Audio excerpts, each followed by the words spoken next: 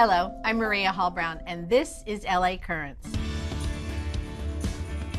Well, it's history in the making. The first woman fire marshal of the LA Fire Department is about to become the first woman chief of the LA Fire Department. I'm delighted to welcome back to LA Currents LA Fire Chief Nominee Kristin Crowley. So good to have you back. So wonderful to be here. Thank you. You building roads quickly. You are really, it's 6 months is not a long period of time to go from one very important position to another. I tell you, my feelings were really mixed. I was very excited. I was not shocked, but timing of it. I wasn't quite sure when and if this would ever happen. So when the mayor approached me and we had a number of conversations, and then eventually when he made that decision to make me the nominee, took a deep breath and say, okay, let's do this.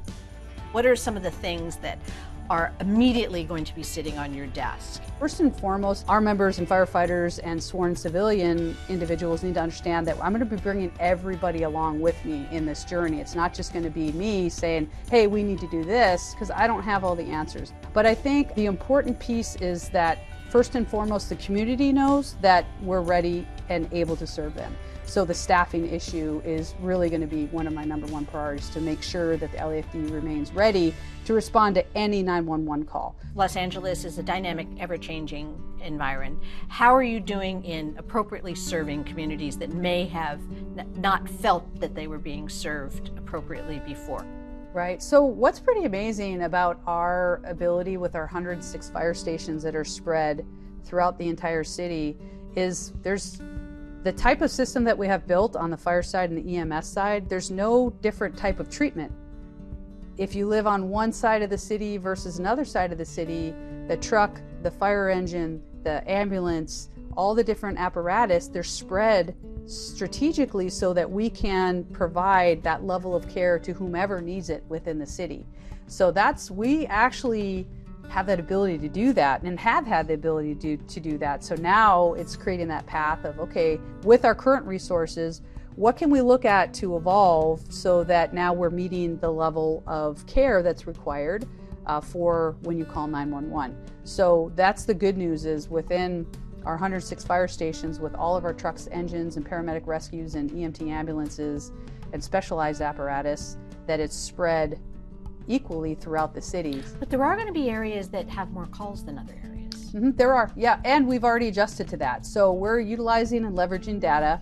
We've done that over the past few years, where the workload, right? So if you look in like the downtown area where you have a high density of number of people, of course the likelihood of needing service is higher than somewhere where there's a lot less dense area. So we would add an additional engine, we'd add additional paramedic rescues to help alleviate that workload for the firefighters and firefighter paramedics, but also so now we have a backup to the backup. So if an ambulance is on a call and it's such a busy area, we have another ambulance that is already assigned to that area that could go out to that additional call. So we've already built that into our system, and that's working really well. But we'll continue to look at our numbers, because in 2020, our numbers of incidents went up a tremendous amount. I think it was like something like 14% with the same amount of personnel, right? So then again, that's for me to tell that story, is like, hey, how do we justify the need to ask for more apparatus, ask for more trained personnel, to justify how do we balance the workload and the need of the community? There's two pieces to your job. There's the internal facing, and then there's the external facing.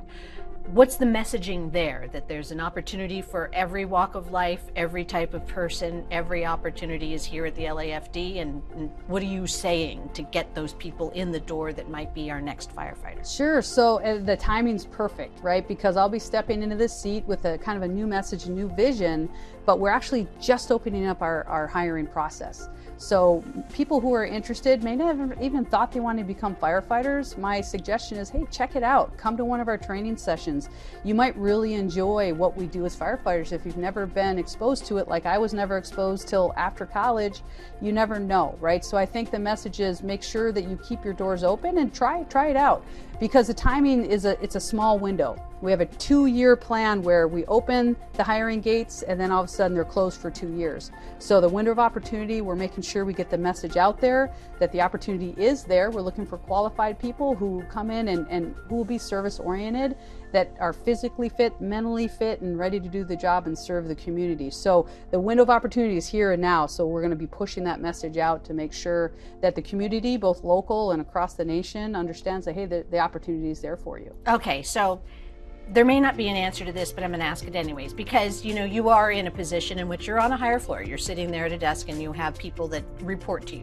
When it comes to the issues of, say, sexual harassment or some of the problems that have come to light in the news with the department, how can you actually address them? First and foremost is recognizing that there's an issue and having a plan forward for that. So obviously the ongoing education is a key for any behavior in the work environment.